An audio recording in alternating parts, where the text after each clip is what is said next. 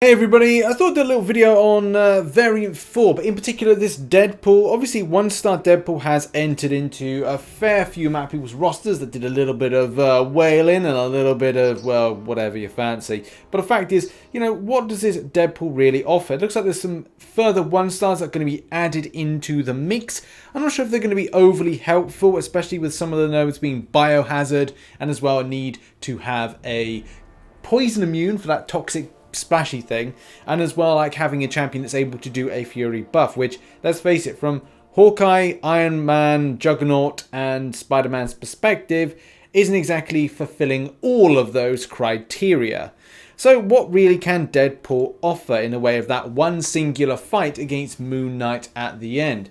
On the face of it, it does look like there could be some value, and especially if you look at the passive, that is helpful to kind of regain health. Dropping below 20% health activates regeneration, recovering up to 416.48 health over 6 seconds.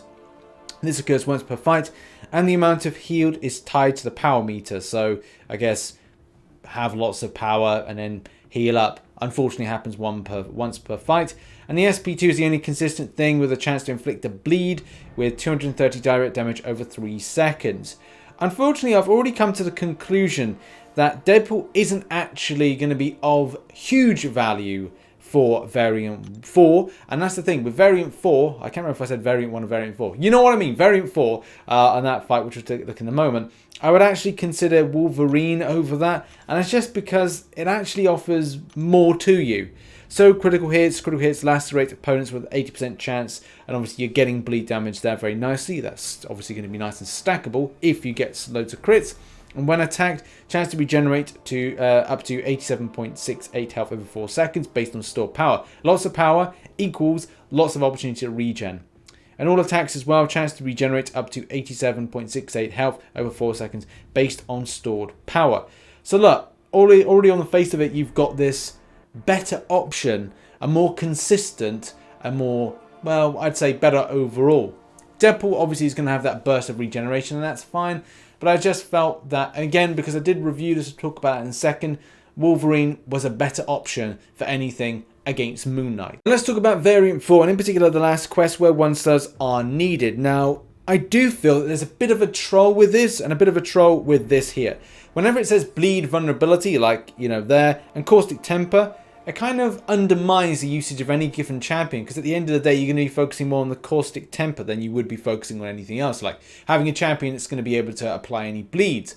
And yeah, okay, you've got Deadpool and you've got Wolverine, but the fact is, would you largely risk the caustic temper side of things? I doubt it. I think for a lot of this caustic temper, I ended up using the ever delightful Hulk. Hulk took me down there, and especially going up against other champions like Mordo, which is a pain in the butt and is all about using that Hulk. Even the top route, which has bleed vulnerability and as well stun immunity, but as well having biohazard. So at the end of the day, you go, right, is it actually worth taking bleed vulnerability champions? And the answer is essentially no. No, it's not, unless you can quickly. And, you know, I did find some good effort with suicides, because last time I did this, I had no suicide masteries. But as well, if you're more dependent on throwing the SP2 from the likes of Deadpool, then it becomes pretty pointless to go, look, I'm going to recoil a load of damage and this is going to be fun and interactive. And the answer is no, it's not going to be fun and interactive. I'm going to throw an SP2 and recoil damage. What's the point in that? But either way, I think if you are going down, and that's the thing, Suicide Masteries would be a good option, but a not so good option. And I didn't really enjoy going against the boss.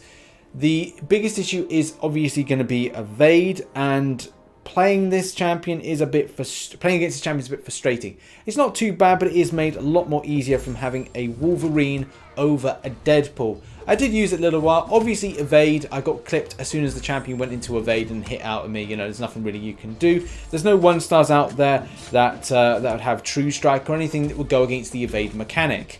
Thanks for that, Kabam. I'm sure that you'll not end up putting in anything that would deal with that. You know, like anything that gets True Strike, anything that gets slow debuff, you know, those kind of things. That won't be ever put in. But I did feel that the 1-star Deadpool, which, let's face it, Variant 4 would be the only place to use it, was okay. Nothing really kind of game breaking, nothing that would be better than Wolverine. Wolverine is the better option for this fight, and as well the more interesting one. I'm not gonna go through the fight as well, because it's just a case of like, as soon as you hit that evade and I end up losing the health, it's hardly worth it. So yeah, in my opinion, Deadpool is an option, but it's not just a brilliant option against that fight. As soon as you try to build up to that SP2, you want to try and hit that in. Well, you've got to remove the charges from what Moon Knight has from the node, and then yeah, you'll be able to do some bleed damage, but at the same time, yeah, Wolverine is a whole lot better. So hopefully you got Wolverine. If not, maybe kind of look towards those 1-star and 2-star crystals.